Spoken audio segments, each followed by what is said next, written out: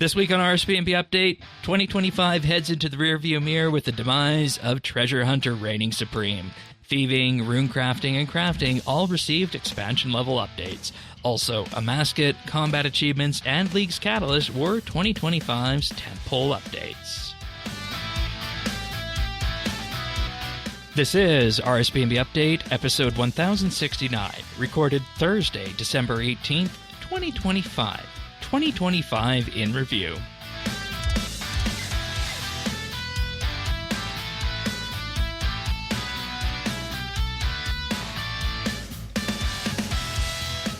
Hello everybody and welcome back to another episode of RSBANDB Update in the midst of the holiday season. I think this one releases a couple days after Christmas, but we'll say it again, Merry Christmas, since we said it at the end of the last episode. But we're in with the year in review episode. We don't normally do these here on Update, and you know it's always a fun time to go back and look at the year that was, isn't it, Tanis?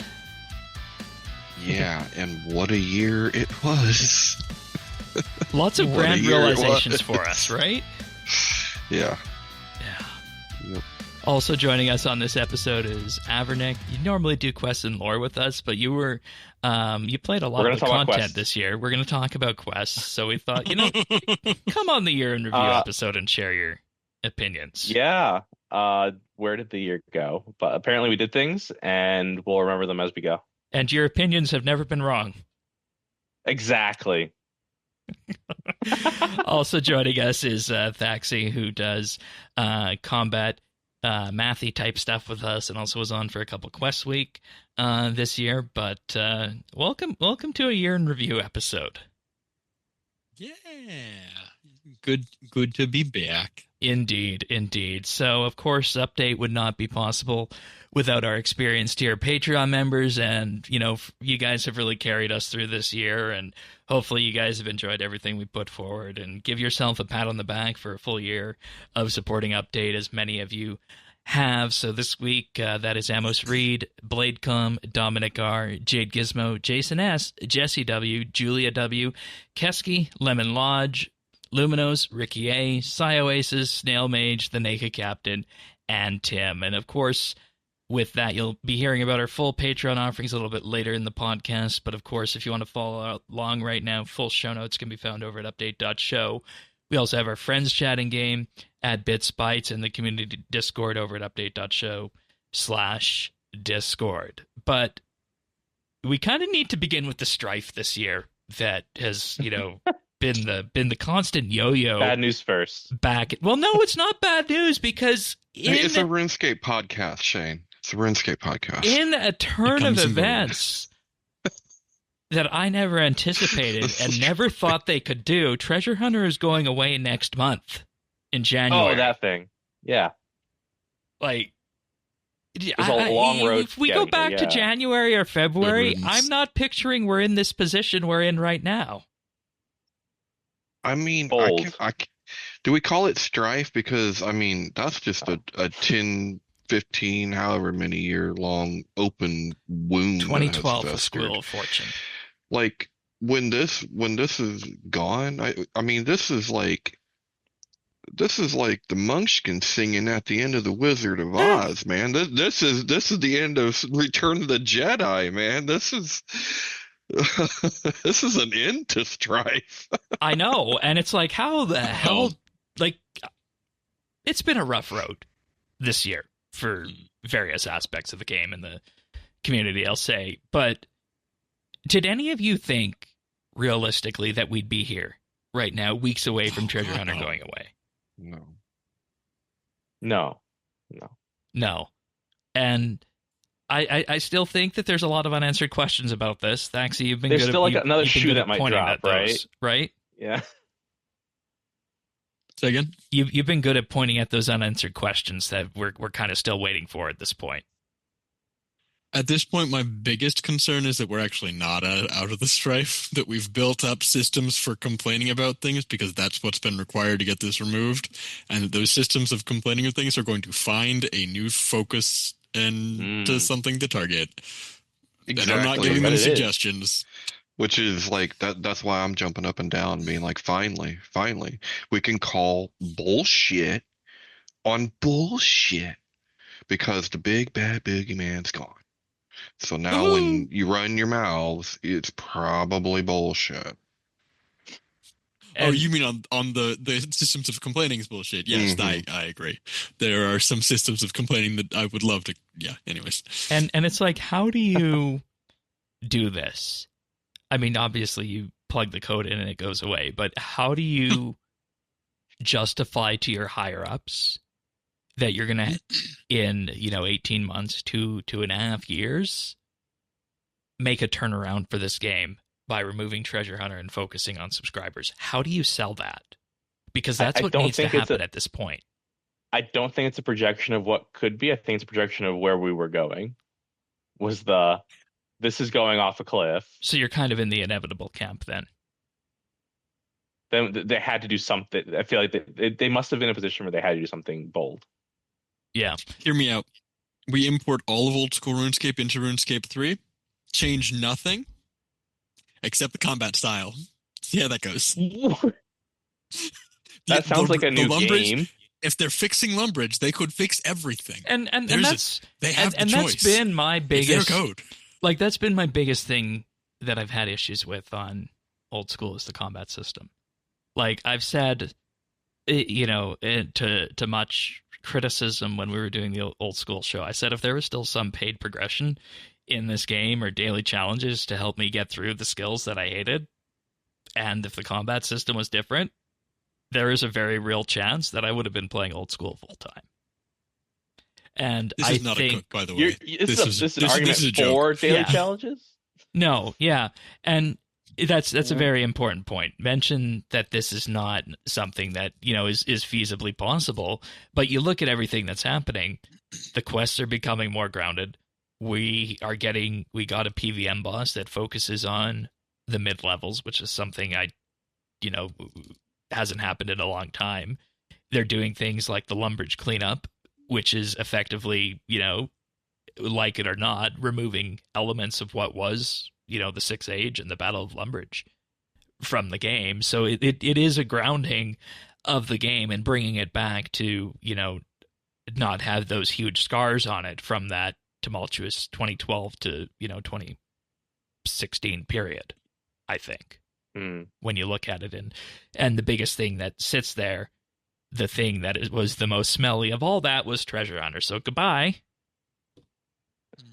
But maybe that's the graph they point out. They said this is what old school's doing. This is the trajectory of that game. So let's try to match that. Right, more. but I don't think you can necessarily copy that one for one, because I don't. No, know we have that too much in between. No, but you can get closer. Yeah, like we need But a why? lot more at the mid level in order, to do that, to make the middle of the game matter, because that's how it is in old school. But yeah, I think that we're still out on a lot of things. I think we're still out on what's going to be happening with that cosmetic store that they're bringing in. What happens to all the augment items? Where are we going to get those? How much is that going to cost? Are there any other things that are going to come by in terms of the money value and what have you? How will we train agility? How will we train agility? That's a very good question. Will we train agility? 120 agility is going to be the most painful skilling update of 2026.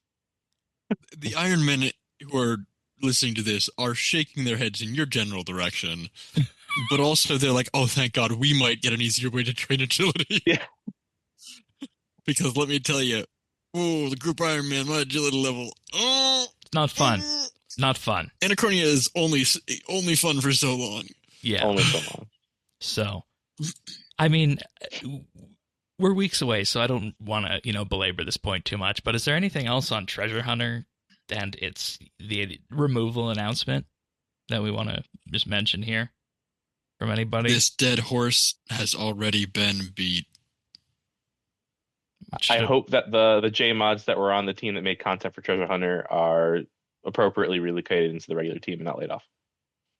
Yeah, you'd hope so, and I think so.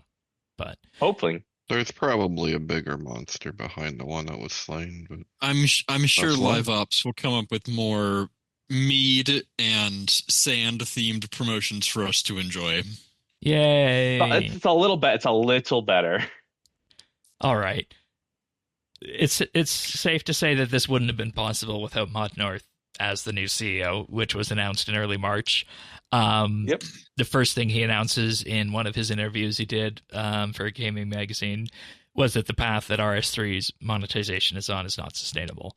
And that is, I think, when you look at it from that perspective, that is one of the huge reasons of the removal of Treasure Hunter, but so many of the other things that have seemingly trickled down into RS3 have been from those leadership changes up top. And I feel like Old School really has been insulated more than RS3 because I think that Old School's formula, they're happy with how it's working, but you see you have one huge part of the business, the RS3 side of the business, that's not working.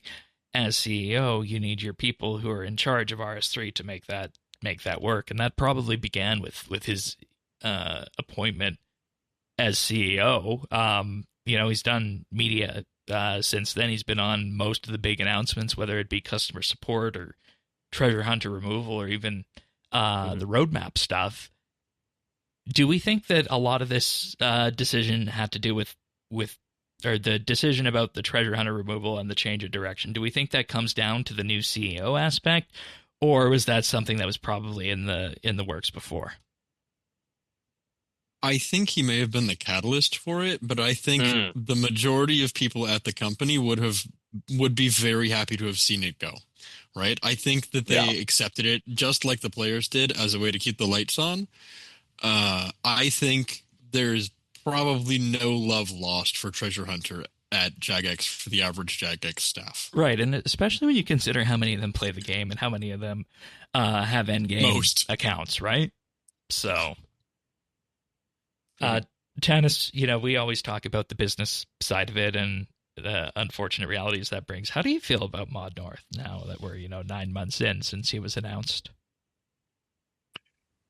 I think it's on the right track. I'm always been indifferent to Treasure Hunter, but I'm glad that it can't be used as a cudgel anymore. Period. I think RS3 is RS3 as it should be. But he seems to be keeping enough of a balance there. Yeah, and the question I always have to ask is how much is him versus how much is the RS3 executive producer and then the head of product and everybody else who is in between. So one of the things that did come after Mod North that was a fairly big beat and drew a lot of attention was the huge amount of layoffs that we saw earlier in the year. We saw a lot of people depart the company. Mod Jack, Mod Timbo, just to name a few, Mod Pebble, and many others were removed in this in this restructuring at the time.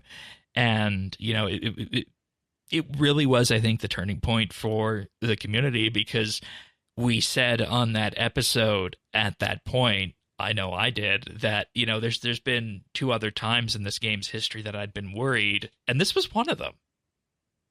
So there's a lot of our figureheads. Yeah, the people who were there for a long time and were involved in that. And, it even came up on Reddit a while back that even Mod Mark left. I don't know if he was involved in that round of layoffs, but he left sometime around May-ish or so. But there's always going to be turnaround like that. But I think at this time it hit different because we didn't necessarily know what was coming down the pipe. Because these people had been the people we'd been looking at for so long. It's like, if you're able to get rid of Mod Jack and Mod Timbo, what does this mean for the company and what the company is doing? They had just a month or two before announced all their big plans at RuneFest. Yep. Now that uncertainty around where that was going, they follow through so far, and it seems like they're going to continue with the promises. But it's not like they weren't involved in developing those plans and those ideas. Yeah, and the thing that I look at and, question as to how big of a deal this was internally for them is that a lot of the people who were not necessarily laid off themselves, but around those people were absolutely stunned by what had happened there. And it actually forced them to come out a week and a half later, I think it was, and do that impromptu little RS Ahead thing where they brought everybody on and said, hey, this is what the schedule looks like until September. And then voila, in September we got leagues. That was that not a panel at RuneFest? Was the RS Ahead? And I have to give them big props for that. Maybe I'm totally off my timeline, but we haven't gotten a roadmap in a long time. They kind of just moved away from doing them. Yeah. We're getting one in January. The last official one was RuneFest. Prior to this RS Ahead that happened at the start of this year, we hadn't had a real roadmap for years. I'm not talking about we haven't had one in a while now. I'm talking we hadn't had one in a while. We occasionally heard about some update that was coming, but they moved away from roadmaps for a long time.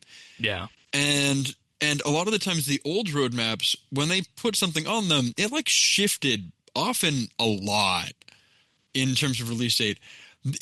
When I'm looking back at this roadmap from March, which is the first time I can remember in a long time we've gotten a notice on an update more than a few weeks ahead for anything. And they did a full year of content in March, the first day of March.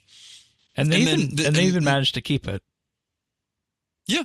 And they announced Mod North on the 4th. So he was probably vaguely in the works at the time and just not announced. But they have also, looking at that timeline and the timeline for player support, but I don't know how that timeline works. We haven't had, but this timeline for content updates, they kept to it.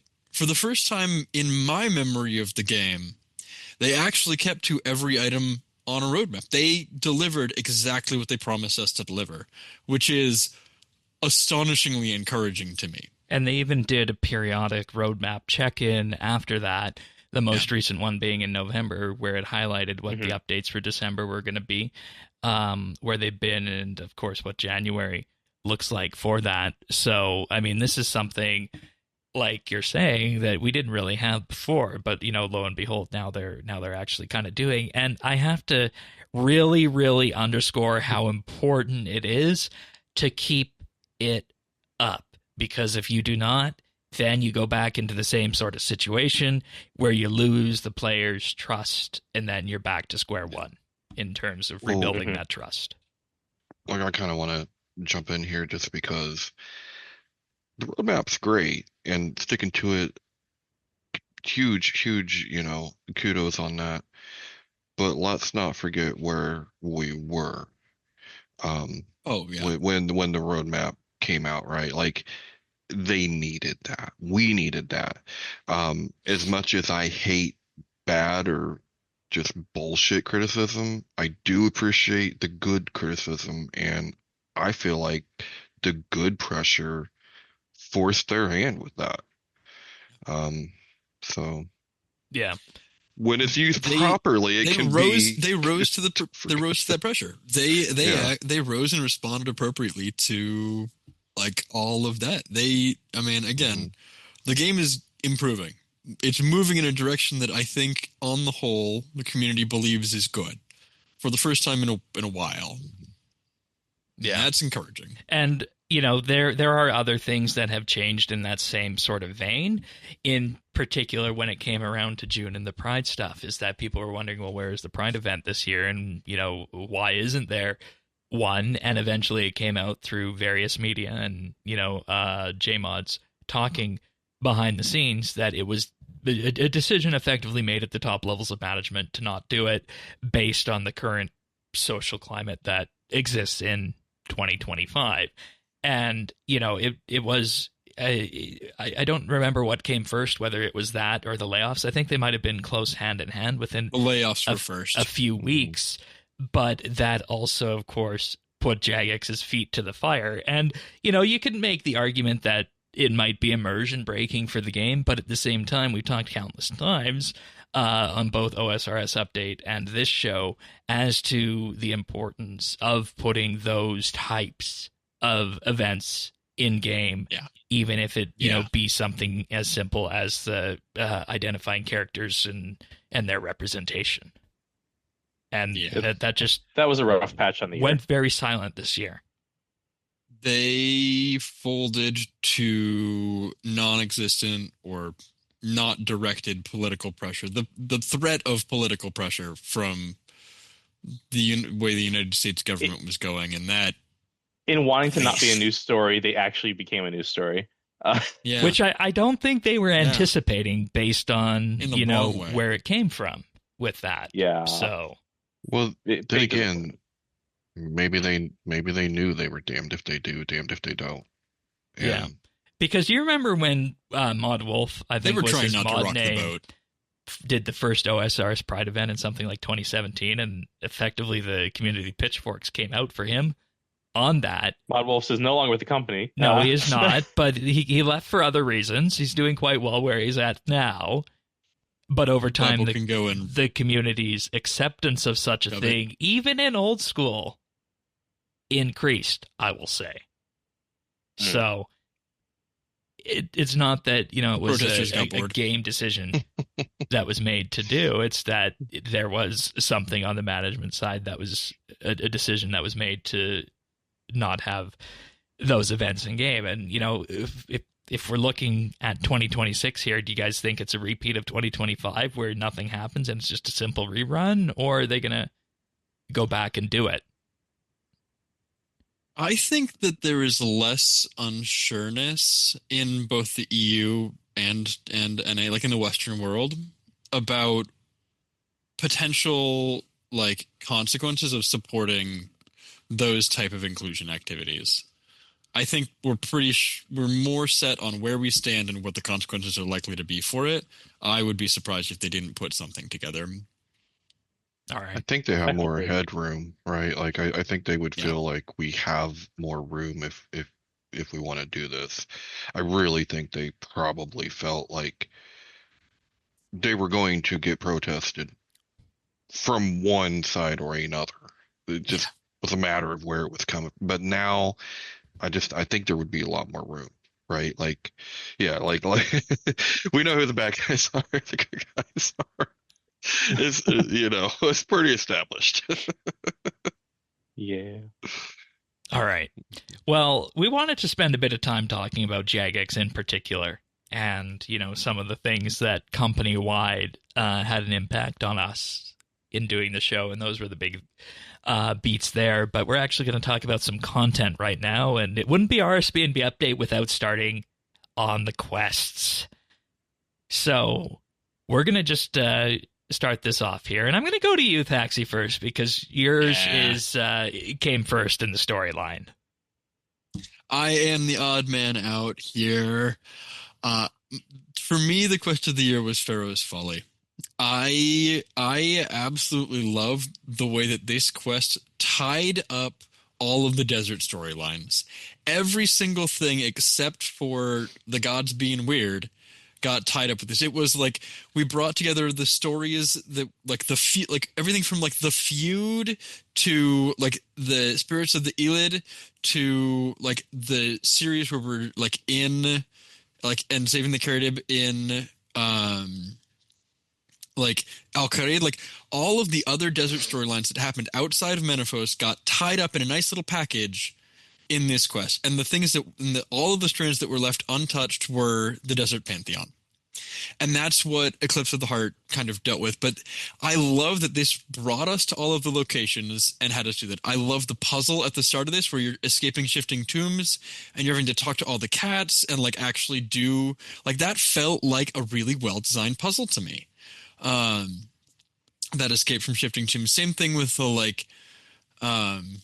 I am not a fan of stealth sequences in most games. I think the library was an appropriate length and difficulty for a stealth sequence. Oh, that's the one that had Mod Stew's song in it, too. It did. Yeah. the every part of the thing that I think this was missing was a good bit of combat and like an integration, a little bit more of like skilling aspects, right, of some things. But I just, when I playing through all the quests this year, this was the quest to me that said, oh hey, that's cool and epic, and I know all these people, and that's fun and awesome. It gave me the warmest and fuzziest feelings, so it's the winner for me. All right, fair enough. From a like lorehead perspective. And then Avernick and I went with Eclipse of the Heart, or Eclipse of the Year, as I put it in the notes. The finale for the Desert Quest. The finale, yes. In my mind, it's a little unfair that this one was my favorite because it's the one that got the most development time. And it's felt to an extent. I'm glad actually that you enjoyed everything on Ferris Valley, and everything you said is I agree with. I think just Eclipse of the Heart is more. Maybe it's on different themes than and topics than Ferris Valley, but I really like Eclipse of the Heart as well, how it ties together the other parts of the story. I feel like that's the tying together from both is very satisfying.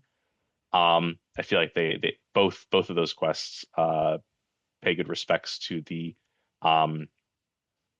rest of the Desert Quest mess that exists. Something I really liked in Eclipse of the Heart was I feel like we have a really bad problem with finales in this game where they constantly tease the next thing in such a way that it's almost like required viewing for what is inevitably going to be a novice quest that is the next thing. And thank God Eclipse of the Heart didn't do that. It was such a clean break.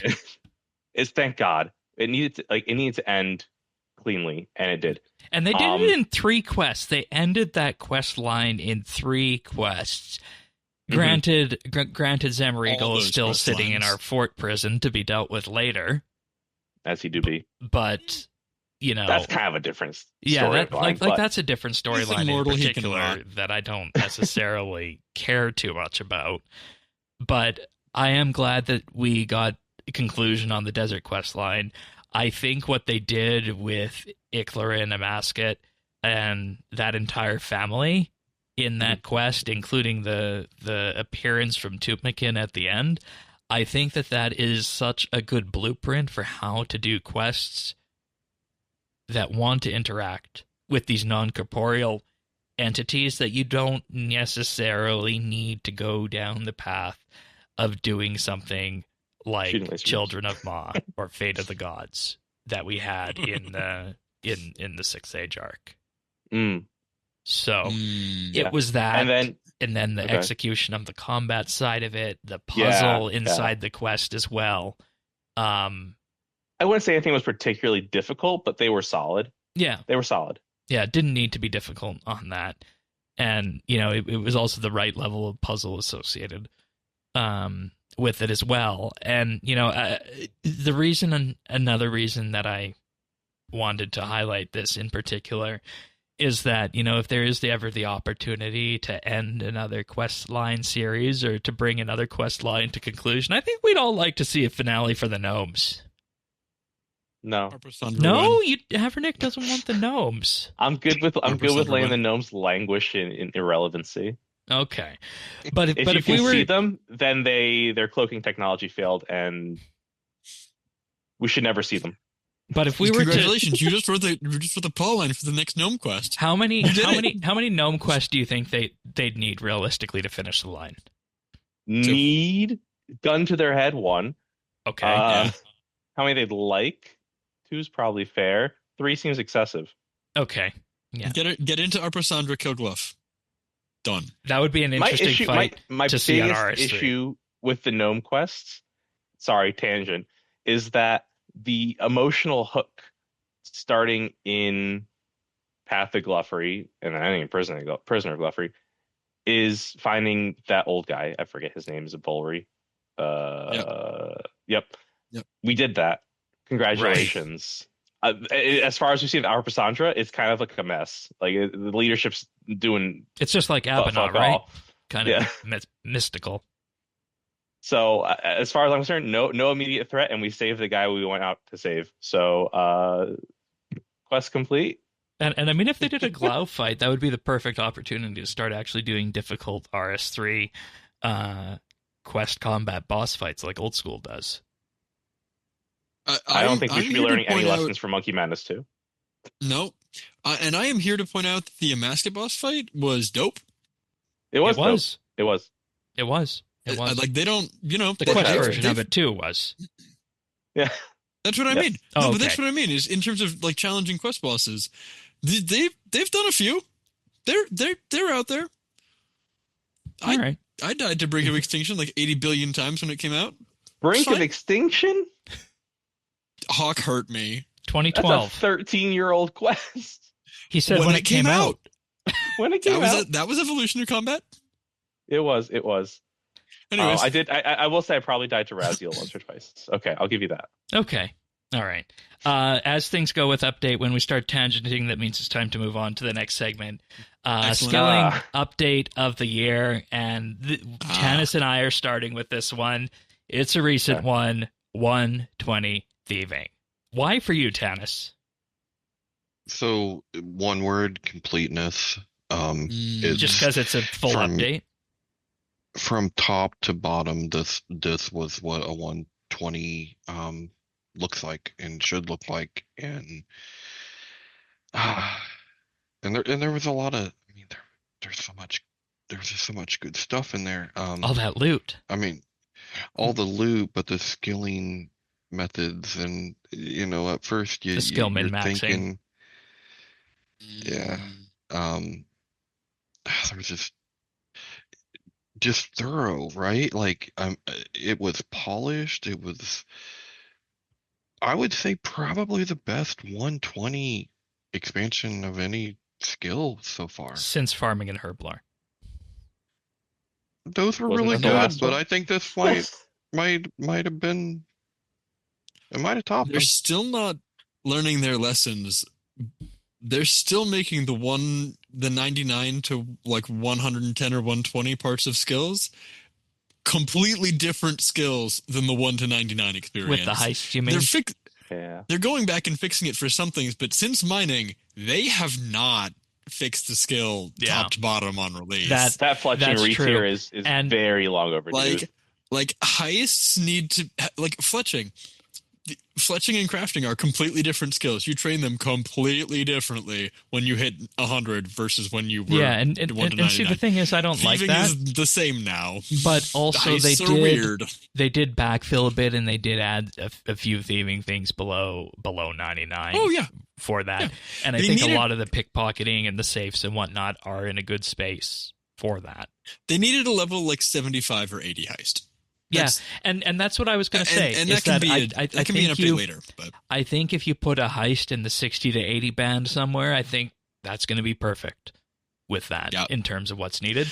And part of the reason that Thieving is my skilling update of the year is the heist itself, which, again, completely shocked me, is that I really enjoy the Assyrian Arsenal more so than oh god, I'm forgetting the name of the first Caradat heist. That's not good. Help me. Look at me. Averdeck, help me. What's the name of the Vault of Herodias? Vault of Herodias, yes. The reason and see, that just shows that the Assyrian Arsenal has been primarily on my head, and the reason for that, and the reason I like that one so much, is the movement mechanics, which I never thought I would say. I never thought I would say that in this game. Hear me out. Sepulchre was an update designed for RS3, not old school. Yeah. We don't need to talk about old school here, but Sepulchre was designed for us. This is what it should look like. Yeah. And I've been told that as well, and it makes me feel like, I need to go level things up on old school so I can go and play Sepulchre. That's what our agility update should be. Yeah. More heists. And that's the other thing as to why 120 Thieving is my skilling update of the year, is there's so many blueprints of how they could handle things like that. They could do something like Sepulchre for our 120 agility in that. Yeah. They could do dungeoneering expansions anywhere in the world, honing in on different skills using the same sort of tech that they did with heists. Yeah. The world is open for it, and Heist has really shown what those kind of solo together skilling experiences can be. So that's why that's for me. Thaxi, what is yours? I like runecrafting. Runecrafting for me was the only one that, like, on release, I like logged in to play and continued playing for like a full week. Like, my relationship with RuneScape is, yes, I finished it. Time to go play other MMOs at this point. And so unless they release something that particularly strikes my fancy, or I need to really upkeep comp, I don't log in all that much anymore. It's kind of sad. The There's other GM games has that helped with that. exist. The GM has helped with that a lot. Leagues helped with that a lot. But I logged in to play Runecrafting. Runecrafting was fun. I liked bringing essence to altars. I liked the time runes and the spells that came with the time runes, which I'm bundling in with that update. Did you get to experience Paradox in Leagues? Oh God, yeah, I abused the heck out of that. Not Paradox. Time skip, whatever the time skip one was. Advanced I didn't time. use a lot of Paradox. Yeah, Paradox will get used a lot on our GIM. That's coming. That's going to be a future problem. But anyways, yeah, I like the runecrafting. I loved imbuing. Imbuing, the ability to make runecrafting an AFKable skill that isn't just like soul runes, but like actually like not being click intensive is great. I'm literally in RuneSpan. This is when I look this way, that's RuneSpan tonight on the GIM, because I can't imbue below level 99. Hey, stop making different skilling levels above level 100. Just make them lower. and that's the thing. Focus on the broadness of the skill. Avernick? I put 110 crafting, and I was between this and the thieving update. I recognize the thieving update is very full and engaging. But unfortunately, I think it might be a little too engagement required for my constant love. Pickpocketing. I think I checked. Safes. I did the pickpocketing for the Vitter stuff, the Ring of Vitter. Yes. Chests or no? I've tried them, and they're not AFK enough. Pickpocketing and safes. Safes, I mean, I did them. That now they exist in heists, post 99. And for heists, I checked my quick chat log when they released that a week or two ago, and it was less than I thought. I only had 33 certain arsenals and like 3 vaults. So less than I thought. 110, but the one I did pick, 110 crafting. A lot like Runecrafting, I liked the level of engagement it asks of you. I did think it was a little more full than the Runecrafting update. Remember Maybe the examine infos in the crafting guild? Yes. The varying levels of spiciness. I maybe I didn't get all of the mileage out of the new time rune spells as I could have. I did appreciate time skip in leagues, but I spent a lot of time on my Star Bloom, my Masterwork crafting gear. I spent a lot of time farming Star Bloom stuff the week before when they pre-released the seeds. That got me into farming more than I had in probably a decade. Smiles. And pickpocketing gnomes for those seeds. There was just a lot that around that period that I think like I really liked the pre-release method for releasing resources. I think that got a lot more mileage out for me. Okay, so that paints a picture of crafting for you then. Yeah, and then a lot like the mining, smithing, woodcutting, fletching, runecrafting updates. I was there for the masterwork stuff, and that was a very enjoyable grind. So just the other little things around it, using mining past 99 was very nice. Put a slight edge above runecrafting for me. And let us not forget that with runecrafting and crafting, we now have a tier 100 staff that you can make yourself, and craftable power armor, masterwork power armor for it. It still needs some PVM inputs, but you can still make it yourself. Yeah. So I think in leagues I ended up not the power armor, but Starbloom was my ending armor. Oh yeah, makes sense with how does not accuracy degrade. was and everything. Does not degrade. Plus, just getting access to the like weapons, the imbued, like the Elderwood wand and orb and stuff. The like technically level 100, but it's tier 90 damage and stuff. Like that's Close great. enough. Yeah. Yeah. Which is a lot of people will say, but it's not tier 95 legendary. But the reality and of it is, whatever. It's not like, augmentable. No. No. Yeah, it's not augmentable. It's not, but it's It's accessible. It will get Yes. you through the content you need to get through in the game. It made sense when I was like in 10 minutes, like I want to kill this boss. I have 10 minutes to go make a weapon. Oh, this works. I don't have to do a 10-hour grind. Yeah, we have varying feelings about those 10-hour grinds, don't we? They were 10 hours in leagues. Yeah. They were more, really. Which, says a lot for them. But Yeah. I'm going to thank some Patreon members right now before we move on to combat and PVM. But this week, Alvaro L., Amos Reed, Harvard Zell, Bladecom, Chilbura, Dominic R., Duramax, Guy Lafleur, Imperialis, Jade Gizmo, Jason S., Jesse W., Julia W., Kesky, Lemon Lodge, Luminos, Matt Man, Mighty Myth, Michelle M., Mike Wings, Mongrath, Pernasius, Ricky A., Robbie D., Rob Sovs, Samuel FL, Scott DS, Shirt Pants, Oasis, Smavin, Snail Mage, Tabby, The Naked Captain, The Dabbin Goat, Tim, Ukulele Steve, Woody, Zant, and Zazakon. Thank you so much, everybody, as we round out the year. The support truly means the world to us. We said the same week after week, but we really do mean it. I talk to you guys whenever you pop up in the Discord, and it's just such a fun thing to do with that. But thank you, everybody, for your support this year. It means the world to us. If you want to join them, patreon.com/RSBANB. Sign up for as little as $1 a month. In doing so, you'll gain access to an entire back catalog of monthly bits, 89 of them now, including the quest tier list on the World Guardian era quests. I had to fight during this monthly bit because there were quests I wanted at D tier, but the rubric wouldn't let that happen. You wouldn't let that happen. So we made compromises. So patreon.com/RSBNB if you want to hear that.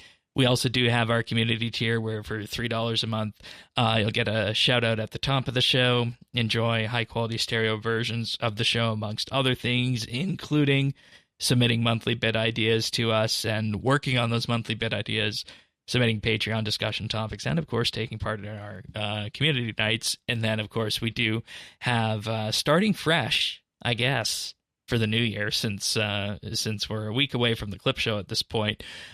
Clips, you'll get the clips that we use to make the clip show, and those are our outtakes. But also with that, you'll get access to expanded clips, where if we have tangents about things that might be interesting in pre and post show, we share those now. But you also get a Christmas card at the end of the year, which a few of you have already got as we record this for Christmas. But thanks so much, everybody. Patreon.com/RSBNB. All right. What do we got for combat and PVM? How are we thinking on this? Avernick? Oh, me. For this one felt obvious to me. I mean, generally with all of these, I've engaged in them by how much engagement I've gotten out of them. But Amascut. Honestly, for bosses, higher than I usually go for. Yeah. This has been a great year because also Makarna's, I also went more than I would usually go. Usually I stop boss like really 20 to 30 kills. This one I think I got to like 70 or 80 on Amascut. And it being a group boss, even more insane. Maybe, what was your maybe highest in rage? 500. Oh, you didn't do 1,000? Did not do 1,000. I don't have any fancy silver title. Okay. This is also my combat update of the year, combat or PVM update of the year. It's because it gave me the feeling of group bosses and group PVM encounters that RuneScape has not delivered up to this point. So you look at other MMOs, you look at other group bosses in games that might be close to MMOs but aren't. Amascut brought that kind of group PVM experience into it, and it's also very easy to onboard into with normal mode. And then as you and your group get more and more comfortable with it, you can turn that hard mode slider on and crank up that enrage all the way to 4,000% now. Which not many people have done that. Yeah, not many people have done that. I think last I heard, it was like double digits of people had actually engaged with the 4K content on that. So yeah, we got stats at some point after. So But at the accessible levels, like Yeah, and great and stuff. and, Yeah. and see that's the thing. The bulk of my kills were on the normal mode with people from the podcast community and whatnot. And even at the normal mode, it was still one of the best combat PVM experiences that I'd ever had. So Good. that's why It's a great I put that fight. as combat update of the year for me. It's got cool mechanics. My issue is that it has the same issue as the other group bosses, where I think like Solak on release or Virago on release or like raids on release were popular and people were doing them for weeks and it was fine. And then you look at the Amascut Discord, I looked at it like prime time right at reset tonight. There were one group in there. It was 3 people. Okay. Yeah. Like I think it's gonna You get gotta have your really group. hard to find teams. It's going to be really hard to find teams for this. It's going to be the same as like Croesus is still so problematic for bringing drops in the game, but nobody kills the darn thing because you have to have one buddy. Like this game does. So what's the so solution to that? poorly Is with it a group better loss. is it a better grouping system? Or it's a better loot system related to the number of people you bring with you? I don't know. Because that was another complaint we heard about Amascut, was that you could, especially for irons, you could be in there for hundreds of kills before you have your full Tumakin set. Our drop rates are an unrelated Yeah. issue. Our drop rates are problematic for so many reasons. Well, if a And- boss was only but- designed to be engaged with for 50, 100 kills, then not an issue. You can't find a group so much. And if you only had to do and see, so that's the thing that always comes back, is that do you do drop rates to be as common as they are for something like Sanctum, with normal mode giving tier 95s, which there was a Love section of Sanctum. there was a section of the population that didn't like that. That's how those tier 95 weapons came into game. But the stats said that it was the hard mode that was introducing them Yeah, because they were so common there. But anyway, yeah. Yeah, that's not necessarily the point with this, but it does raise that question that if things like Flesh Hatcher, Makarnaz are successful in getting people into PVM, what are the discussions that need That's to be 100 had KC boss log. about reforming the loot system? And maybe that's something that this opens up. But Not design it around needing 4,000 kills to get everything. Yeah.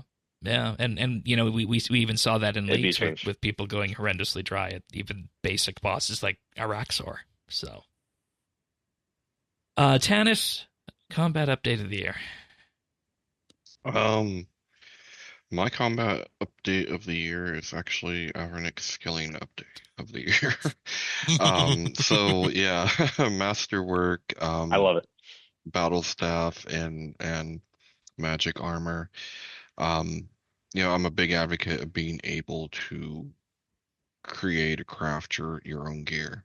Doesn't have to be the absolute tip top highest tier, but something you can get around in and do what you need to do. And this was really good stuff. I'm not going to talk about the process because that probably is more skilling, but I'm just a really big fan, and I like to see this kind of more of this kind of thing come in. I have to give credit to Necromancy, I think, for making this a more acceptable way of having, high mid-ish tier. You know what I mean? Like it's, Yeah. Being able to craft usable, viable gear is something this game has not always done a good job of. And they're working on it. Exempli grati. Yeah. But we there's this other update that happened in January. Yeah.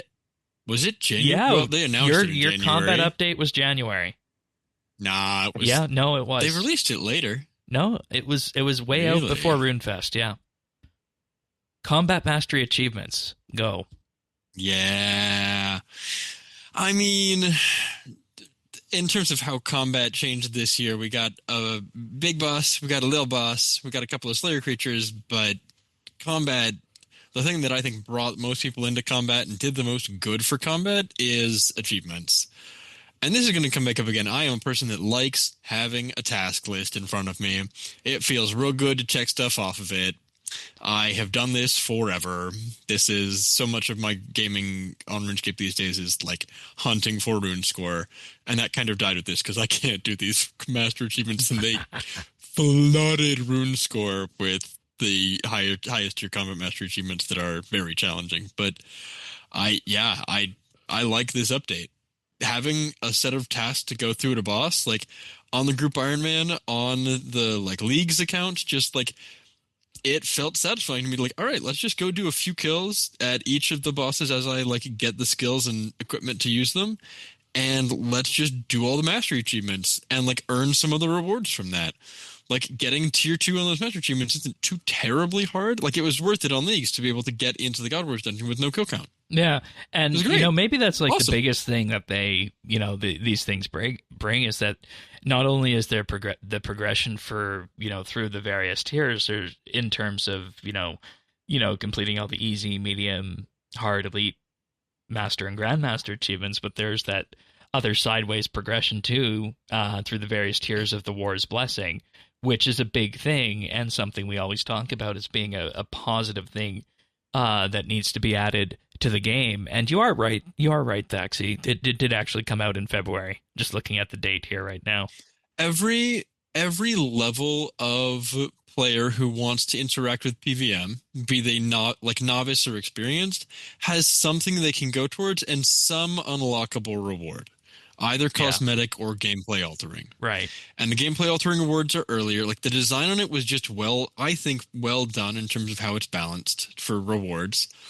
And I just really like Task List. Task List, good. Yeah. Very satisfying bossing experience to be able to get those. Again, so much of RuneScape is the dopamine of getting level, unlocking the thing, getting those achievements feels good. When you finish a boss for the first time, you get 4 achievements. Ooh, that feels great. When you get that one hard achievement that you're doing last and you get that done, oh, it feels great. Like every part of this is just good dopamine. And they even, for if you manage to complete all of them and get War's Blessing 4, there are those ancient armor gizmos and ancient weapon gizmos that are costless.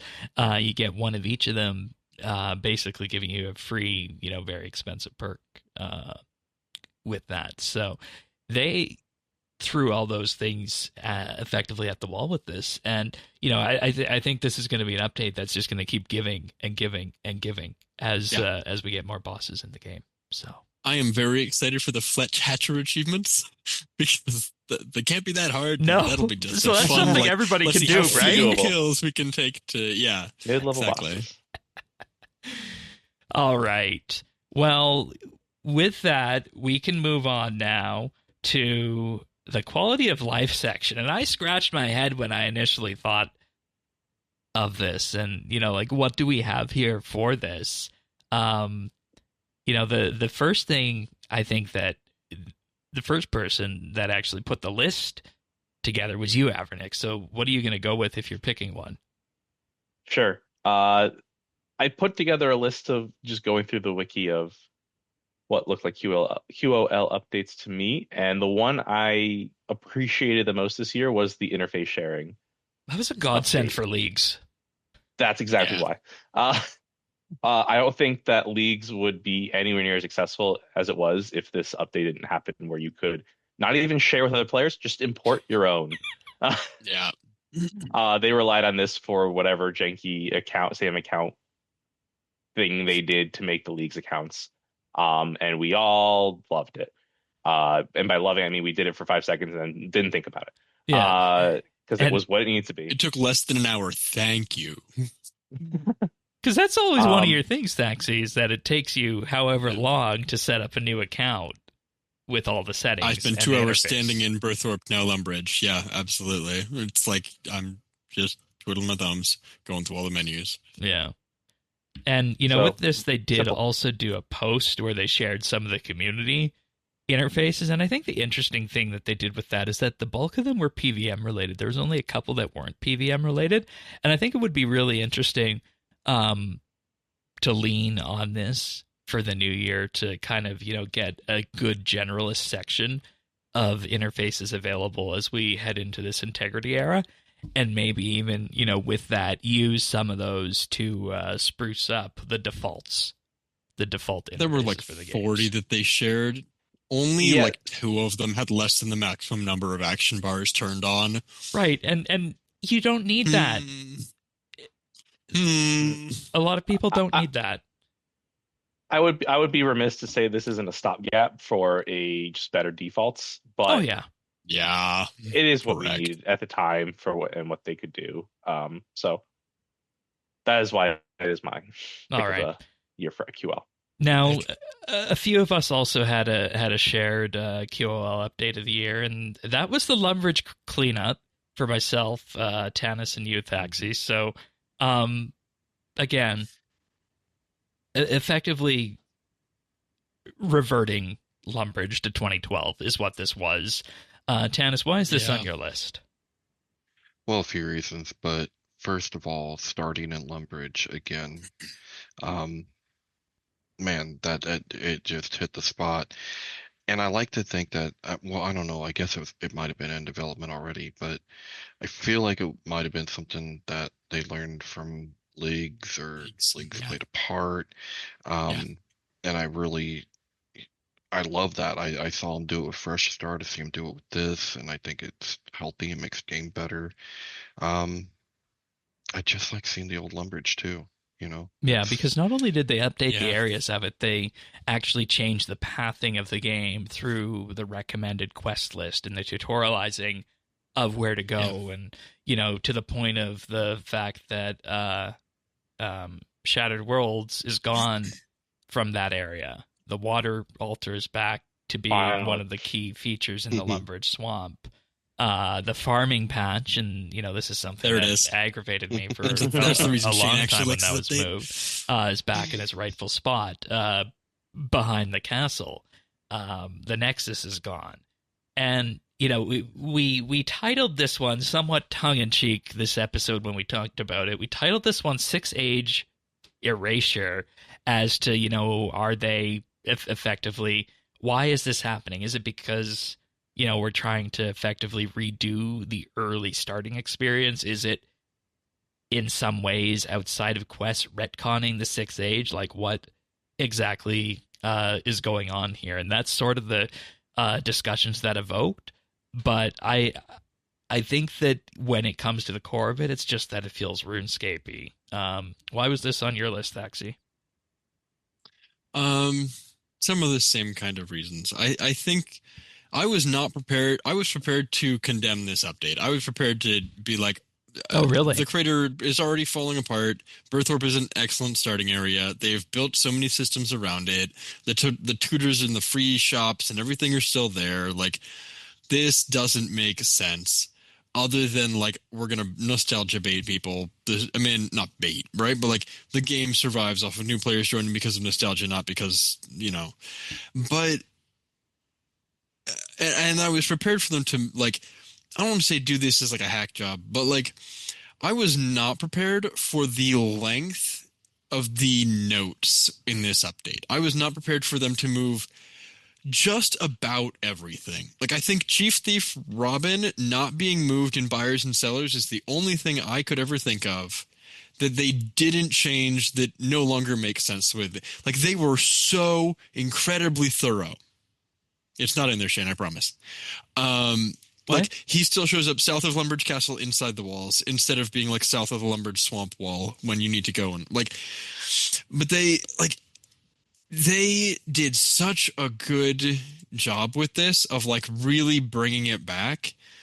That, like, if this is the harbinger of changes to come and the amount of effort and time and thought they're willing to put in to, like, pulling in new players and, like, resetting the game to be like readable and the world that people remember, it's a really good start. Like, if they keep this type of change up, I'm much more willing to be on board with the changes they're making for that. It just so feels it just makes the game feel more grounded, doesn't it? Yeah. I think that's probably the best way of putting it there. So It brings it back a little bit to we're just a funny guy going on adventures. We're not the big hero saving the world. Well, we are, but We were at a not time. the guy starting in Lumbridge. Yeah. Yeah.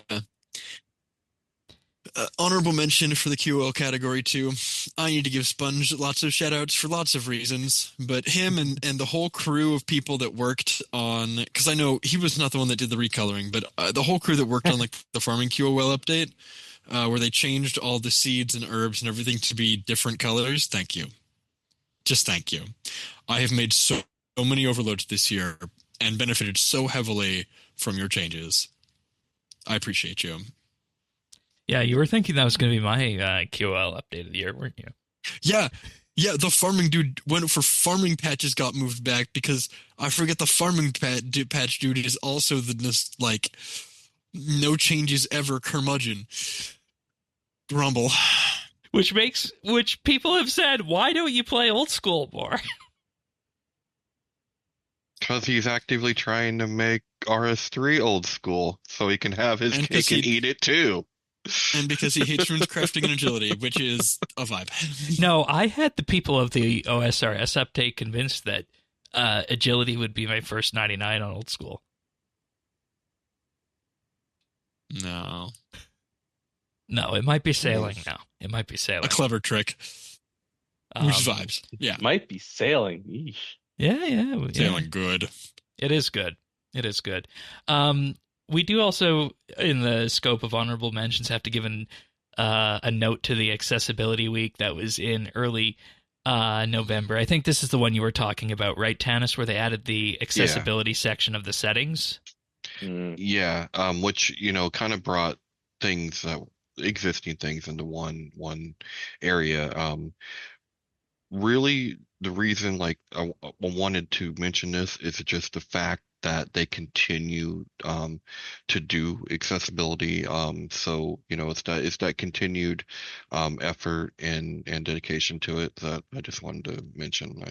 It definitely belongs here. Yeah, so that's where you find settings like high contrast mode, full screen dialog boxes, which is a new setting actually that makes it so that whenever you open up as a settings window or something to that effect, it takes your entire screen up, which you said the entire thing that this does, in addition to the other update that came with this, which was cursor resizing, you can have a 1x, 2x, or 3x cursor, is that it makes it so that you don't need to use as high of a zoom level. And I'll let you explain why that's important.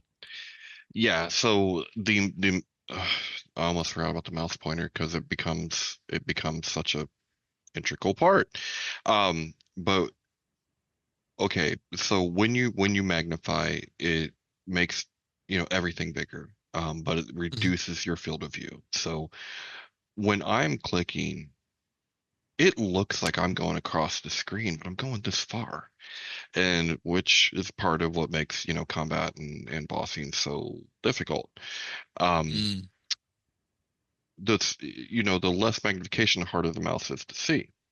But when you can make that mouse pointer itself bigger, then I can use slightly less magnification, restoring more field of view and letting me move easier, because I don't have to see necessarily my inventory quite so well. As long as I got the positioning down, I know the shark's in column 1. You know what I mean? Like, I don't have to really have it magnified necessarily for that kind of stuff. So the mouse pointer, that one actually was. I can't believe I almost forgot about the mouse pointer. Yeah, it's a big one. Yeah, I'm glad I pulled up that accessibility week. Is also really cool because they just took the mobile text box and put it on the main game, and that works great. That's awesome. I hadn't seen that. Like, before. imagine having like a 27-inch 4K display that you have blown up to 2x that's effectively making it so that you're looking at a very big 1080p. It just makes the game that much more readable, which is important for, visual clarity, especially if you're visually impaired. So, important. But, there's one thing missing from all this. And, people were wondering, where's this going to come in? And I brought this section in from the last year in review we did. And our favorite thing we did all year. People were probably wondering, when are you going to talk about leagues? Well, that's right here. Because I think we all said this was one of the favorite things we did this year. It was, in fact, unanimous. In-game. We all had different experiences. So let's start with the most conventional experiences. Start with you, Thaxi, then Avernick, and then Tanis and I will get to our more world-bending ideas. What about me screams conventional?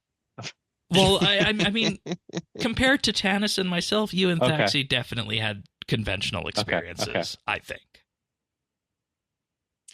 I mean, I moved house 2 weeks into League, and my availability of time to play was very, very small for the majority of the League. So I played, unlike all of my other League experiences, I played up until the last day, but not because I was enjoying the League necessarily. I just hadn't had time to play the League.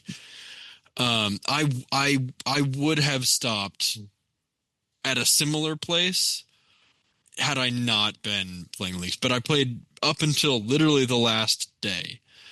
I ended up in the middle of Rune Cup, like 53, like literally in the middle, halfway between Rune and Dragon. I think like 53,000 points, something like that. I haven't actually gone and turned them in yet. Is that shop open forever? Yeah. Okay. But I don't know.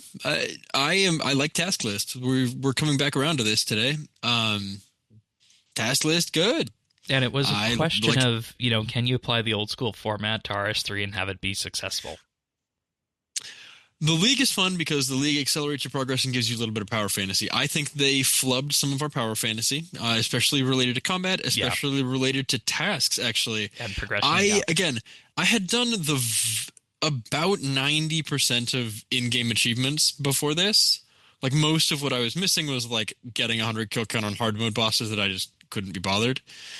And, like, the majority of tasks for this league were pre-existing achievements that I'd already done on main game.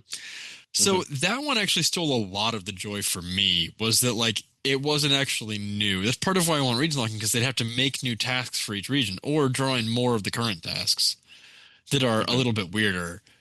Because there weren't a lot of weird tasks for this one. But yay task RuneScape, yay accelerated progress RuneScape, dopamine go burr. All the things that I love about the leagues in terms of, like, hunting for that next unlock and getting it, and hunting for that next task and getting it in a short strength of time feels great. And doing the drop things, rates feeling vaguely acceptable. Yeah, and doing things that you couldn't normally do before, like doing full melee combat, wearing magic armor and animate dead. Yep. Yes, some of that power fantasy was still there, but not enough. Well, It didn't actually speed up. Yeah. All right. Anyways. Avernick? I had a good time with it overall. Like Thaxi, I had some time constraints. During leagues, I got married, and I had a work trip. That'll do it. So the work trip was at the last week as well, so my ending date was a little sooner than everyone else's. I did get the Dragon, barely, Dragon Cup. I did not get enough to buy out the whole shop, so I was a couple thousand short. I will say Stockholm Syndrome did set in a little bit after getting Rune Cup. So at that point, I was like, well, I got this far, and I got a week or whatever, 2 weeks, whatever it was at that point. I'm gonna finish it. Generally had fun. I was happy with my relic choices, so no issues there. Hang on. We gotta touch on this because you and I were talking about this at some point. You said happy with your relic choices. You went against the grain. You did Golden Footed and Production Master. Yep. No regrets. Those worked out for me. I mean, I will say I was probably more leaning on my task completions than maybe others were. Yeah. Golden Footed did run its course eventually. Like, it only goes to the 50 mil XP, and then it doesn't matter. At that point, you've gotten everything you can get out of it, and that happened very quickly. Production Master probably lived out a little more usefulness. Yeah, that's fair. Don't think I did oh no, I did one clue. I probably collected thousands of clues off of the spirits that spawn from that Brooch the Elder Gods. Oh God, clues. No, very very happy. Resonating with Thaxi on yeah, tasks or what I've seen before. Unfortunately, we already have a big expansive achievement system in our game, which was really good for just getting material to put in the league. Yeah. And my biggest takeaway from the league is good first step. Yes. But it's one step of building block. we need to be taking more in future leagues. Yeah, and that's the thing that I said too, is that, you know, the league needs region locking. I know that's a controversial opinion for some folks here. Tanis will get to that in a moment, because we had a panel on where everybody except me said that they wouldn't play the next league if there was region locking, and I think it's an integral part to the league's experience, whether you copy, you know, word for word from something like Trailblazer Reloaded, or if you do your own kind of region locking.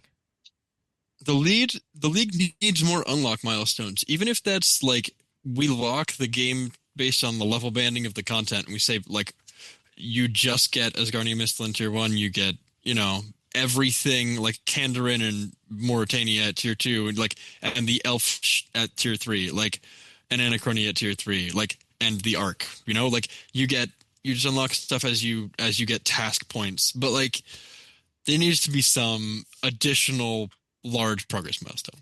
Yeah, and you know, I'll second what you guys said about the combat power fantasy and the task progression. That's something that, you know, needs to be addressed, I think, because, you know, if you really put your nose down to it, by the end of day 2 or day 3 on OS, you are doing end game PVM content, and that was not the case in this league here. So double adrenaline at tier 5 wasn't it, boss? No, sorry, no.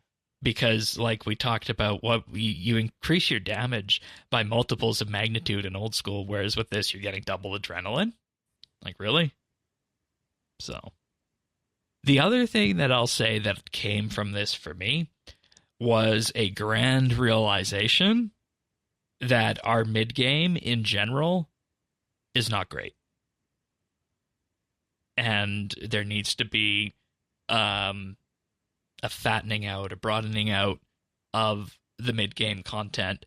And that's, you know, going back to the 120 theming update, leaning back into things below level 90, that was something that creates a more fulfilled picture there. So I think if we're going to, you know, look at what Havenhive is going to do in the new year and what the content of 2026 is going to do, if there can be some of that content that's going to fill in those, you know, mid-tier gaps between the 60s and early 80s, I think that would be absolutely wonderful in a lot of the skills. And that's one thing that the league really showed me that the game needs to do. And then the other thing that the league was really revealing for to me, and I don't necessarily know if this is a good thing or a bad thing, I think it's just how RS3 is, it's that a lot of things we have in this game are gated behind a series of unlocks, very high skill levels, and quests.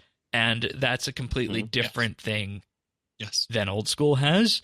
And, you know, I've thought back and forth on this many times since the league has ended, to the point where it really annoyed me during the league, and I wasn't sure if that was, you know, the way to go. But I think it's a unique identity for RS3, and I'm not going to complain about it too much. But those were the two big revealing things for me, was the mid-game needs some work, and a lot of the things that we take for granted at the high end to the end game are locked behind series of unlocks and series of unlocks and series of unlocks, whether they be levels, quests, or just various grinds to do in the game. And they might not be fun. Would be hard because of the number of things you have to unlock. Yeah, exactly. That said, okay, one, like, very brief. Oh, I think we tangent. Mid-game for RS3, 50 to 80s. Oh, yeah. Yeah, I think we had a bit of an internet blip there with you. Rewind. Whoopsies. I would argue that our mid-game ends at 99. I think old school might end at like 80, 85, 90. I think our mid-game ends at 99. That's an interesting perspective. Like the way skills are set up right now. Especially with things going to 120 now, right? That's what I'm saying. I think endgame for us is past 99. I think the like the levels you're supposed to just like grind through are the like mid 60s to 90 something. Because a lot of skills you're not unlocking the actual method you would use to train to 100 mil XP. You're not unlocking that until the 90s Right. or higher. Right. Like you're not getting golden bamboo. You're not getting your like star bloom armors. You're not getting like Heist. time runes or whatever the heck. Like you're getting some methods, but you're not getting you're not getting the stuff that you're necessarily using later until later. Anyways. Yeah. There's work to be done in our mid game. Yeah. That I think that's, probably one of the biggest things for me. But, we had a burner of a discussion, Tanis and Pronasius primarily, which left me absolutely speechless. And I think this was like the first episode we did video. And I told people to go back to that expression on my face for what you guys had to say there on that. But I'll let you just say your grand realization right now, Tanis.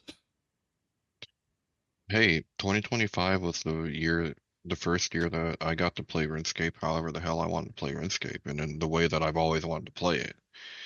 That was awesome. In other ways, it makes you it makes you see the game in different ways. This was the first time I was able to be satisfied, which taught me a few things. One, some people might say, yeah, he doesn't like RuneScape. Yeah, granted, you're probably right. I don't like the slowness of this game anymore. It's not for me. It's just not. So guilty. But what I learned was XP was secondary. It is the unlocks. The unlocks are the fun part. I like the big XP numbers because I need to get to the next shit to unlock the next thing. No more watching number go up do I give a shit about. It just didn't do anything for me, and I didn't care about it. So I will be playing Leagues every time Leagues comes out, and I'll be playing Dragon Wilds, but I'll never play a skill where I'm getting 50, 100K an hour because I don't have time in my life for that anymore. There we go. And the discussion that went around that is, should the game be faster? And I think we had a good philosophical discussion about it too. Because, right now, and you can give me your thoughts on this because you were doing Thanksgiving. Those skills need to be faster. How do you feel about Thieving, Heists, active gameplay clocking in at, north of 2 million XP an hour for active gameplay? Great. Reward active gameplay. And make passive gameplay not complete garbage. Sorry, RuneSpan, love you, baby, but like, you ain't it. Runecrafting is either very click intensive or awful. Below level 99. Agility, same story for Iron Men. And everybody who doesn't have Silverhawks, we're going to be in trouble. We will. When those I've never used Silverhawks, so fix that no remission over here. All right. Tanis, how do you feel about that 2 million XP an hour for active gameplay? Look, there was a time I would have been like, that's awesome. I love it. I would have fought tooth and nail to anybody. It was like, it's too much. At this point, I go, okay, well, what's that going to get me? What in Heist does that get me? Because that's the actual question. Then that's what I learned in Leagues. Right, which is 120, 200 mil, or the chance at a weapon that's worth, 300, 500 mil, give or take right now. That's what that gets you. It's level unlocks, right? You get your level unlocks faster. It's right. You don't have to spend ages grinding for them. And that's where I'm at, because I don't think I want a 5 or a 2-year maxing experience anymore. I want a 3 to 4 month maxing experience. That's what I want. It doesn't matter. That's what I want. So Leagues. And so I'll always play Leagues, I mean, I thought it was so fun. And also, all Dopamine go my friends came back, and I saw people and talked to people I hadn't talked to for a while, and um and their competitive spirit was really going, and so that was fun. But I just felt a freedom this year to play this game and the way I want to play and not apologize for it. Just be like, no, this is what I like. You like your thing. Awesome. Like, And another thing on that fast progression and doing it your own way, so many things in the game got revealed that we have skills that we train without actually touching the skills. Primarily Hello, the divination. biggest offenders, divination caches. ability. The flash That skill events. is Band-Aid on top Divination. of Band-Aid. The flash events are a big problem. All right. This is divination slander. My Yeah, Iron it Man is. did divination without caches I'm so sorry for your most of the loss. way to 90. It's fine. That skill is I've never done so them. much better and faster than agility and other. Divination is chill. It is AFKable. It is all the things that a good like gap. Well, see, that's It's the thing. better now than it's ever been before. I sold About it as that. air Like, fishing. it finally works. That's what I sold it as. Gathering skills should be. Come on. It is. But I mean, finally, yeah. like it became that. But Right. but even just the perception that it's slow created these updates that are just way faster and more efficient and above and beyond. Yeah. Caches Well, are broken. if it wasn't so Caches slow, they need wouldn't a have needed them. game But the health thing update. is, in this integrity era that Integrity we're roadmap. heading into 2026, does that include addressing things like the daily challenges, like the caches, like the flash Daily challenge, events? cache, flash events. Yeah. I think so. Like the core systems should be what we're interacting with first and foremost, Exactly. and then everything else should be along Find the out. way somewhat. Watch and find out. Yeah, it's Yeah. only a few I weeks got away. news for you guys. Like integrity, that actually means nerf. It It does. says INTE. No, it's NERF. Game They're health gonna update. slow the Yes. shit Yes. down. Reddit Hey. might hear But Tannis, I've always loved a good My nerf, ear. right? I've always loved a good nerf. No, I know you're gonna love this because this is gonna make RS3 basically old school. I And don't know about that's what that. you're looking for. What, over an accumulation? There's some We talked about some of the things that's already been things leading that it need a there. nerf, and there's some things that need a buff. Yeah. They don't buff too much too the way often. that they're framing the changes, and the framing they're putting on this is that they are understanding that the systems that are there that are problematic that need game health updates are patchwork over a broken system. And so maybe the solution to that is that they double the amount of XP and energy you get from divine craters, right? Or obviously that's a silly example, maybe over the top, but right, maybe that is they just realize, oh hey, Silverhawks are a problem. Agility just needs fixing. Mhm. That's what I was hoping for Whatever on that's that going to look episode. like. Either just really new an arsenal's heist system. Hopefully they don't take that and say, what? Oh, I patches guess. are too strong. To the ground with you. Let's pull both those levers. Okay, that was a bit of an internet problem there, but I think it came through in the end. Pull both of the levers, patches, nerfs, and the like. And I think that's why Leagues was revealing. I think a lot of people just had fun with it for what it was, but at the same time, it revealed a lot of the problems and a lot of the cracks in this, 20 soon to be 25-year-old game that need to be addressed for better or worse. First time I've ever enjoyed combat. Ever. Hey. So Ever. Ever. Everlasting Faith was quite the pick. It was a godsend. Which, I thought more people were going to choose that based on the stats, but they didn't. They went, right. The bulk of the people, 52% or something, went for the book. I was 80. Very few people picked Specialist. Even fewer people picked Everlasting Faith. Yeah. That's why I'm surprised more people pick Specialist. Yeah. Well, I mean, Specialist made sense for ranged or, certain cases in Melee, and I'm Who glad. picked ranged? I know two people who Bears, did. one guy. Bears and Zach. One guy. Bears. Oh, Yeah, Zan did. it's like 3% or something. It was, Crazy. yeah.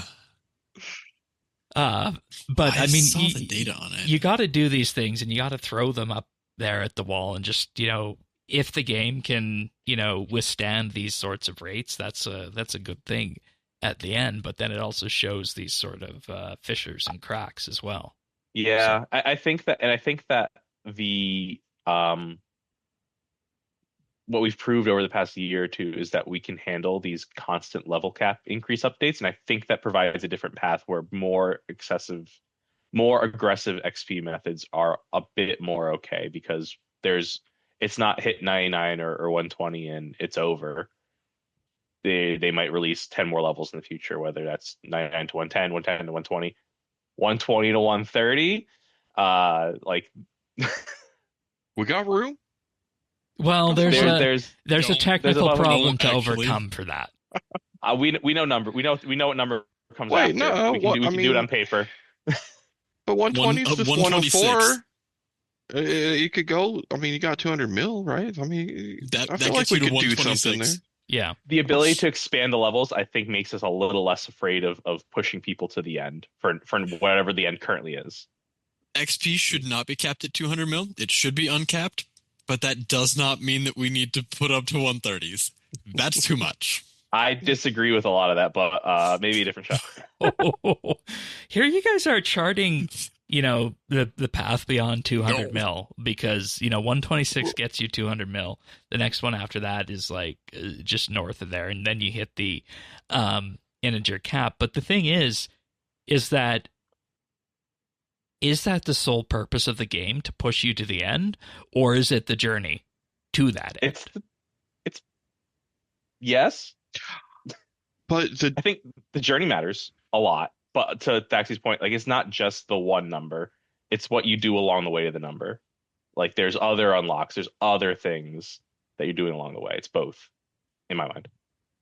so I think you're right. Like, I think, Shane, when you're talking about the journey, yeah, I think it is the journey, but I want to take that journey over and over and over and over. I don't want to.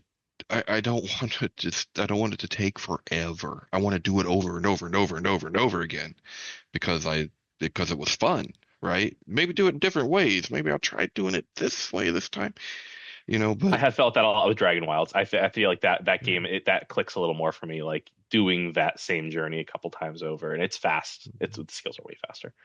Yeah. Finishing is faster. That raises so many questions, and I don't necessarily know that was in the cards for the end of the year in review episode to have more questions like that answered. Start defining prestiging. Hey, I was the one who got Prestige submitted onto the Rune Labs player power thing. Nice. And if And I then was he doing buried it. He took it out behind the shed like old Yeller and freaking murdered it. and if I was doing it Oh, again, goodness. I would not support that idea. Damn. Well, hey, I you got told your you he took it behind the shed. Because I thought that was what would, provide longevity to the game. But at the Mhm. same time, as we got more 120s, more 110s, and that continued, I realized that just repeating the same content over and over, in my view, is not good game design. So that's why I have somewhat soured on the Prestige idea. It's engaging your interest less and less each time, maybe. Yeah, something like that. So it's like, then what do you do in relation to that? Well, the answer is broadening the mid-game and slowing the rest of the game down. I'm sorry for anybody who thinks the game needs If to you be want a faster. Prestige account, you make a new account. Yeah, and I Or you tried play that. leagues. Yeah, I tried that Every with the leagues. skill peer, and I didn't like the fact that I, would be missing out on the content. So I abandoned that in the 80s. The group Iron Man is proving to be a more fulfilling experience, I think. I think that would be a more viable. I mean, that is an experience that I want, but it's more you can't necessarily have that same kind of experience Yeah. with the way that the membership is set up at the moment. Now, I mean, Leagues was great the way that they did it. If that was like that in general, like say a Star Trek Online, right, where you're adding a character, maybe you delete a character, you play through this thing, you know you're doing that. I would be more about, yeah, let's start another count. Just start another count. But until we get something like that. Yeah, and a lot of those other MMOs, STO, ESO, and what have you, are based around characters being a certain class, doing a specific thing, which is not a lock in RS3. So, oh god, I feel like we just throw Leagues at the wall and pick a topic, and we could just go for an hour at anything. Could with be that. anything. Could be anything. Yeah. But Yeah, League's good. It League's was good. it was a very important point of the year and something we all greatly enjoyed. Before we wrap up, we're gonna rope in some of the contributions from our Patreon, so enjoy those now. Hey Shane, and those on the cast. Before I begin, I wanted to acknowledge that I know it's very hard to be consistent with a show like this, and you and your team have somehow managed to do this for years now. For that, I'm very grateful. And also, thank you for everything you've done. So going into this year, I didn't know what to expect from RuneScape. I wasn't sure if I was going to take a long break, or if I'd just log in occasionally to keep up with updates out of habit. I didn't really have any big expectations. If anything, I was prepared for a pretty quiet year for me in this game. And then Von North became CEO. He immediately started talking about making major changes to RuneScape 3 to make it last another 25 years, and about reevaluating Treasure Hunter and microtransactions. And at the time, it sounded very vague and felt aggravating to listen to, especially because he addressed Old School first and was very upfront and transparent about the direction of the game for them. I feel like for RuneScape 3, we've heard these type of statements before, and historically they haven't led to any meaningful change. Not long after that, we saw a series of layoffs tied to RuneScape 3, and that made me brace for the worst. It didn't feel like the rug was being pulled out from under us exactly, but it did feel like the future of the game was extremely uncertain, or at least like the direction was very unclear at the time. Then we got into the later half of this year, and that's when things started to change. We began to seeing actual proposals, not just blanket statements, about removing Treasure Hunter, about restoring game integrity, about cutting back on daily scape, visual identity of the game, avatar rework, UI rework, combat overhaul. Things that for years felt completely off the table were suddenly being discussed openly. Honestly, it sounded too good to be true, that it could move forward and be considered a good game again to the masses, and not just some forgettable live service title weighed down by systems that worked against it. It felt like the version of RuneScape we know existed could finally be acknowledged. And so far, Jagex has actually met my expectations, and in some cases exceeded them. Not just in what they've said, but in what they've done. Following through on promises is one of the hardest things to do in this space, and seeing real steps taken has been one of the biggest positive shifts in this game has had in years. It's made a real difference on my outlook for the game as a whole. I've been more active in this game, more active in the community. I don't just log in for daily challenges. I actually played, and I enjoyed playing. I'm talking to players again, and reaching out to have long, enjoyable conversations. Even recently, I had a 3-hour-long conversation with somebody on a Wednesday night where we lost track of time, with someone from the RSBANDB community who beyond a doubt cares about the future of RuneScape. And it reminded me of why I stuck with this game in the first place. That sense of community, of shared investment, of knowing you can still meet good people here. It's something special. And that's why, for the first time in a long time, I actually feel hopeful about RuneScape's future. And that's why 2025 has turned out to be one of the best years for me with this game, and I've been playing since Classic. And again, thank you to Shane and your co-hosts. And special shout out to Lemon. Thank you for being a really great friend this year. And we're going to close out the show now with the surprise category that I included as a bonus that a lot of people had to scratch their heads for. And it was your favorite update episode of the year, whether it was one that you hosted or one that you listened to after the fact. Let's start with you here, Tannis. So it was hard to pick, but since one of my choices it will be represented later, I'm going to go with the big announcement that the treasure hunter was going away. The reason is this has been such a legacy, such a saga, such a monkey on our back. Shane can tell you week after week, I'd be like, I don't even want to talk about it, man. Like, so to stick a fork in that SOB, no matter what happens coming, I don't care if it's the bigger fish, to just that fish, I was so happy, and it has to be my favorite episode of the year. And I didn't expect that we would ever be doing that episode. No, I didn't. Like I mentioned at the top of the show, I didn't imagine that we'd ever be talking about the removal of Treasure Hunter, but lo and behold, here we are. Yeah, so that has to be my favorite.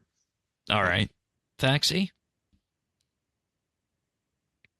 I think the game health update show, where we first started talking through like drop rates and like actually digging into like the balancing that was going on for the game.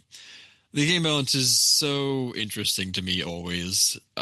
I really enjoy those discussions about like what should and shouldn't be there and what's valid and what do we have other sources for and do we think it's an issue. All that is good. All right. Avernick? It's going to be a quest one, right? No. So as Tanis alluded, when we were talking pre-show, one of the episodes he had supposed was the first Dragon Wilds one we did back in was it April or something. And I'm probably leaning on the recording we recently did for the recent Dragon Wilds update, but that kind of renewed my my love of what we talked about, and it's very I believe we were very optimistic and excited. There was so much new, and they've kept up with it. So episode 1.5 I was also very happy with, was the one we just did for last week, but Dragon Wild has been a whole new opened a whole new love for the RuneScape world that has not disappointed yet, and I don't foresee it doing so. So love talking about it and love sharing my experiences with it. Yeah, because I mean, when we look at past games that Jagex has launched, it's basically Chronicle. Do we have to? And that didn't go anywhere. Don't forget Idle Adventure. Well, that doesn't count because it was early access. Published by somebody. You're talking about Melvor, right? No. This is Idle Adventure. The one that this is RuneScape. Prequel Needle Skips with the big blue lady. Okay, this was legit. I forgot about that one. It was basically early access. It didn't go very far. But yeah, in Chronicle I played a bit of too. I'm glad this one's okay. much brighter. They've put it on their front page, so. Mm-hmm. No, yeah, brighter and shows the different the important thing is that it actually, carry itself forward and be successful, which it has been for what the genre is, especially for early access. So that's good. Yeah. And Mod Doom is carrying over there with the community. So yeah, he is wonderful. Absolutely. All right, mine is a bit of a dark horse.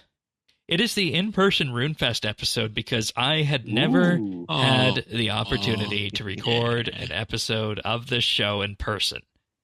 And we managed to string it together. It might not have sounded the best, but it was the first RSBANDB update episode recorded in person.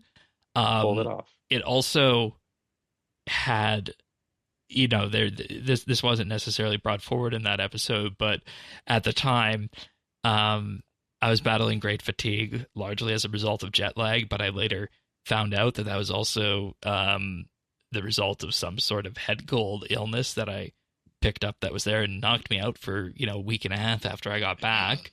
And in addition to that is that that was actually probably also, and I don't know if that came through, but this was also probably one of the episodes that I very nearly fell asleep on while actually recording it. And I think there might have been an off comment made at some point by Sirion that said he could see me nodding off and it was time to end that episode as a result. Oh no. But it was just the idea of recording an episode in person, something that had never been done before. I didn't know if I was going to be able to knock that out until very shortly before leaving, but lo and behold, it did happen. And go and listen to it. I think it's like episode 1027 or something. I'll throw links to everybody's episodes in the show notes, but I just wanted to draw special attention to that one because that one made a bit of a RSBANDB update history. So Nice. there we have it. That's 2026. We can close the book on the year. 2025? I mean, 2025. Yep. Yep. Yeah, 2026 is Close over that too. We're book. right in 2027. Let's Haven go. Heights is out. It's awesome. Why stop there? Let's just go 8. Can I we can't go believe up they to screwed up 8? that one thing. The agility update's so good. 100 to 120, you didn't even know was happening. Those extra 10 levels were great. And let's not forget about all the new bosses we got. Mhm. Yeah. So many. We got Just 2. So many. And the new random cosmetic vampires. I thought store we and were the getting into avatar later. rework. And we just talked the year before about the little people quest finale. No. Oh my gosh. And that's right. Gnomes. The Yeah. range beta had just come out. Yeah. Oh, man. The updates to all 3 combat styles? So good. Wow. Our combat mods, oh, you guys put in such good work. It's too bad they made Treasure Hunter 2, though. And with our predictions for 2026 out of the way. Cue sad trombone. We need the other shoe to drop, and there it is. But before we go, we do have a pick of the week. Thaxi, you had been saving a bunch of these cozy games for this, and I think that this week, more than any other, is probably a good week for that. So what do you got? Yeah. This week, Wanderstop is my game choice here. It was how do I put framing on this one? It is kind of like a Stardew Valley where you like build relationships with some people, but not in that there is no town. You just have this little insulated like farming area and around your tea shop. And you make tea for people that come through and hear their stories. And each type of tea you make brings out some emotion or like has some characteristic to it that causes you to tell a story. So it's you and the person who owns this magical tea shop having these like realizations about yourself. And the entire game, to like bring it out of the game, is centers on burnout. Like you play a like arena champion, 2 years undefeated, like master of combat, who burnt out, lost a couple of fights finally, and then like runs into the woods to find a master to teach her to be better. And instead of finding that person, she finds this dude at his tea shop and gets kind of trapped there because gameplay. And through the process of like making tea for all of the people that come through and taking things intentionally slower, like it's a sort of a like that has no night cycle. There's no like rushing. There's nothing about this is intended to be stressful at all. It is a game about the ritual of making and drinking tea and listening to the stories of the other people who come through and decorating the area around your little tea shop as you see fit or not. And it is the cutscenes that play through are genuinely like heart-wrenching and are just, as a person who like, I burnt out. I spent 5 years of my life trying to do something that didn't work out because I just couldn't do it anymore. And like this game is like hitting every single one of those buttons for me in a way that is uncomfortable, but like very cozy. It was nominated for a Game Award this year for Impact, which is the category of like games that make you think more deeply about life in the world. Okay. And it is I cannot say enough. It's not terribly long. It's like a 12 to 15 hour game to complete in 100%. But it is just gorgeous little like Unreal Engine, claymation, animation, growing and making tea for people coming through your tea shop. while you hear the stories from yourself and the tea shop owner of just like beautiful backgrounds, just So do you level up and make Musing about different the world. kinds of tea, or like what's the? So when you complete all the stories of the people coming through your tea shop for a season, that season ends and everything in the tea shop resets. And all of your decorations, you move to a new season, a new clearing, where the tea shop appears magically in that new place, and you get a couple new fruits. So the growing and crafting of the tea becomes a little complicated. Like there is a gameplay element to this, and you get new customers coming through your shop, and new stories, and new tea to brew to like hear more stories about yourself and the person who owns this tea shop. Okay, that Sounds sounds very Recommend. yeah, that sounds interesting. Absolutely fantastic. It goes on Steam sale sometimes. I When, like you the know, when art. Steam I like sales the come art out. style. Yeah.